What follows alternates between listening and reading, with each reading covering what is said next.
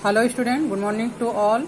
हम मानव स्वास्थ्य और रोग के बारे में पढ़ रहे हैं, ह्यूमन डिसीज एंड डिसऑर्डर्स के बारे में। इसमें हमने कुछ कॉमन डिसीज के बारे में पिछले चैप्टर में पढ़ा था।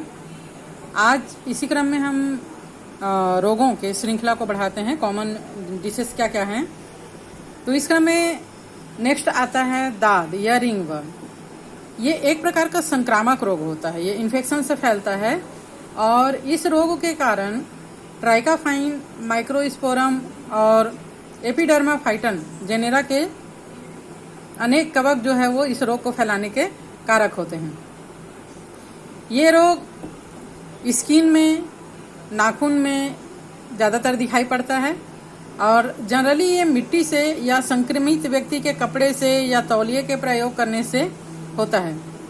इस रोग को पनपने में ऊष्मा और नमी जो है वो मदद करती है। तेज खुजली का होना इस रोग का प्रमुख लक्षण है। शरीर पे लाल खुजलान, जहाँ भी खुजली होती है वहाँ पर लाल लाल चकत्ते या चारों तरफ एक रिंग टाइप का बन जाता है और अगर इसका सही समय पे इलाज ना करवाया जाए तो ये बढ़ते बढ़ते जो है वो काफी बढ़ जाता है और इसका कंट्रोल करना मुश्किल हो जाता है। इसलिए समय पर इसका इलाज कराना आवश्यक होता है। नेक्स्ट डिसीज है मलेरिया। मलेरिया के बारे में तो आपने सभी ने सुना ही होगा। ये परजीवी प्लाज्मोडियम के द्वारा होता है और प्लाज्मोडियम की 4 जातियां जो है इस रोग को फैलाने में महत्वपूर्ण भूमिका निभाते हैं। Plasmodium vivax, plasmodium malariae, plasmodium falciparum और प्लाज्मोडियम ओवेल। प्लाज्मोडियम वाइवेक्स जो है वो बिनाइटल टर्शियन बुखार होता है इसके कारण, जो हर 48 घंटे के बाद रिटर्न होता है। प्लाज्मोडियम मलेरियाई क्वार्टरन बुखार होता है और 72 आवर्स के बाद रिटर्न होता है। प्लाज्मोडियम फैल्सीपेरम मैलिग्नेट या टर्शियन बुखार होता है और ये अनियमित रूप से होते रहता है। प्लाज्मोडियम ओवेल 48 घंटे के बाद रिटर्न होता है वापस से। प्लाज्मोडियम वाइवेक्स अपना जीवन चक्र 2 पोषक, एक मनुष्य और दूसरा मादा एनाफिलीज मच्छर के अंदर अपना जीवन चक्र को पूरा करता है। मनुष्य में ये अलैंगिक जनन के द्वारा मादा एनाफिलीज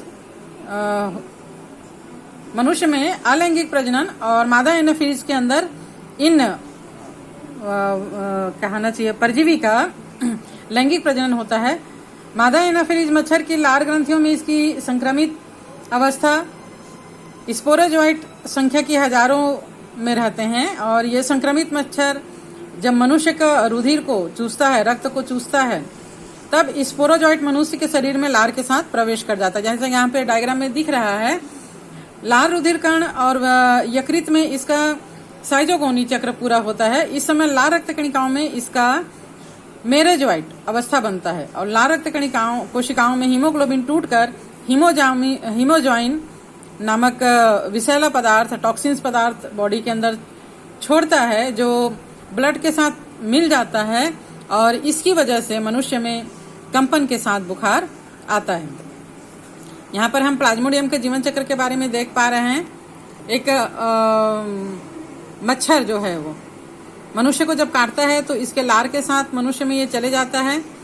ये जीवाणु रक्त के द्वारा मनुष्य के यकृत में चले जाता है। यकृत में परजीवी यकृत कोशिकाओं में अलैंगिक रूप से जनन करता है और कोशिका को फोड़ देता है, रक्त में मोचित हो जाता है, छूट जाता है फिर से। अब ये परजीवी लार रुधिर कणिकाओं में अलैंगिक रूप से जनन करके उनको फोड़ देता है, लार रक्त कणिकाओं को, और इस प्रकार बुखार का आना, फीवर का चढ़ना शुरू हो जाता है। मोचित परजीवी नई कोशिकाओं को फिर संक्रमित कर देता है। लैंगिक अवस्था में युग्मक जनन लार रक्त कणिकाओं में इसका परिवर्धन होता है, ये बढ़ता है। मादा मच्छर रक्त आहार के साथ जब इसको रक्त को चूसता है मनुष्य का, रोगी व्यक्ति के मनुष्य का, तो ये जो है वो मादा मच्छर के लार में चले जाता है, जहां पर निषेचन और परिवर्धन मच्छर के आमाशा के अंदर इस परजीवी का होता है। और फिर परिपक्व संक्रामक अवस्था में मच्छर के अंदर ये आंत से निकल मच्छर के लार ग्रंथि में चले जाता है, जहां से ये जब स्वस्थ व्यक्ति को काटता है तो उसमें ये ट्रांसफर हो जाता है। मलेरिया रोग के लक्षण हैं कंपन के साथ, कपकपी के साथ, बुखार आना, सर दर्द होना, पेशियों में दर्द होना, प्लीहा का आकार बढ़ जाता है, खून की कमी हो जाती है और हर एक 48 घंटे के अंतराल में, इंटरवल में बुखार जो है वो रिपीट होता है। तब रोगी को 3 अवस्था से गुजरना पड़ता है। प्रथम अवस्था ठंडा अवस्था कहलाता है, द्वितीय अवस्था गर्म अवस्था कहलाता है और तृतीय अवस्था में बहुत अधिक पसीना आता है। इसके नियंत्रण के लिए कुनैन की गोली, आप लोगों ने सुना होगा, कुनैन की गोली से इसका उपचार किया जाता है, जो कि सिनकोना वृक्ष के छाल से बनता है। बहुत कॉमन दवा है ये दवा साइजांड को नष्ट कर देता है, लेकिन गैमेटोसाइट पर इसका कोई प्रभाव नहीं पड़ता। दूसरी आविष्कृत दवा पैलियोड्रीन है, जो मलेरिया परजीवी की सभी अवस्थाओं को नष्ट कर डालती है। आजकल इसी का ज्यादा उपयोग किया जाता है। प्लाज्मोकिन एक अन्य दवा है जिसका गैमेटोसाइट पर प्रभाव पड़ता है। Central drug research institute Lucknow के वैज्ञानिकों ने अंटेमीसिया नामक पौधे से आर्टिथिर नामक पदार्थ को निकाला है और ये मलेरिया के दवा के रूप में अच्छा काम कर रहा है। रोकथाम के लिए, चूंकि मलेरिया जो है वो एक राष्ट्रीय समस्या है और इसके लिए एक अलग से विभाग स्थापित किया गया है, तब मलेरिया के रोकथाम के लिए जो तरीके अपनाए गए हैं उनमें से जो तरीके हैं वो हैं, प्लाज्मोडियम के अंडा, लार्वा और प्यूपा को नष्ट करने के लिए हमको मच्छर को पनपने से रोकना पड़ेगा। तो इसके लिए जितने भी छोटे छोटे गड्ढे हैं जहाँ पर पानी भरा रहता है, रुका रहता है, नाला है ना, और जैसे हमारे घर के आसपास है, टूटे फूटे बर्तन रखे हैं उसमें पानी रुका हुआ है, टायर वगैरह है या कूलर में है, तो हमको इस पानी को कंटिन्यू साफ करते रहना चाहिए। पानी रुकना नहीं चाहिए।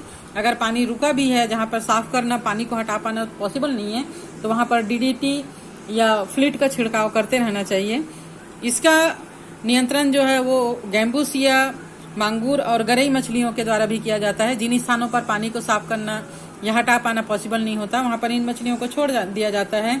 ये मछलियाँ जो हैं वो मच्छर के अंडे को, लार्वा को, प्यूपा को खा जाते हैं। इस प्रकार इसका कंट्रोल करते हैं।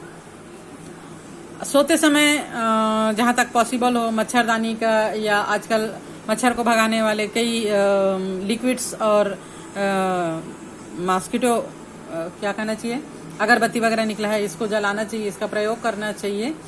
और घर के खुले हिस्से में अगर हम खुले भाग में हैं जहाँ पर ये सब पॉसिबल नहीं है, तो शरीर पर मच्छर निरोधक क्रीम या सरसों का तेल लगाकर रखना चाहिए। इस प्रकार कहने का मतलब ये कि हमको मच्छरों के काटने से हमेशा बचना है, ताकि हम मलेरिया को कंट्रोल करके रख सकें।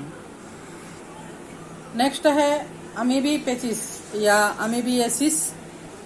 ये एंट अमीबा हिस्टोलिटिका नामक प्रोटोजोआ के द्वारा फैलने वाला रोग है और मनुष्य के आंत के निचले हिस्से में जो म्यूकस है और पेशी तरल के रूप में ये रहते हैं। इस अवस्था में ट्रोफोजाइट अवस्था कहलाता है और यह ट्राई विभाजन और पूर्व परिकोष्ठित अवस्था में परिवर्तित हो जाता है।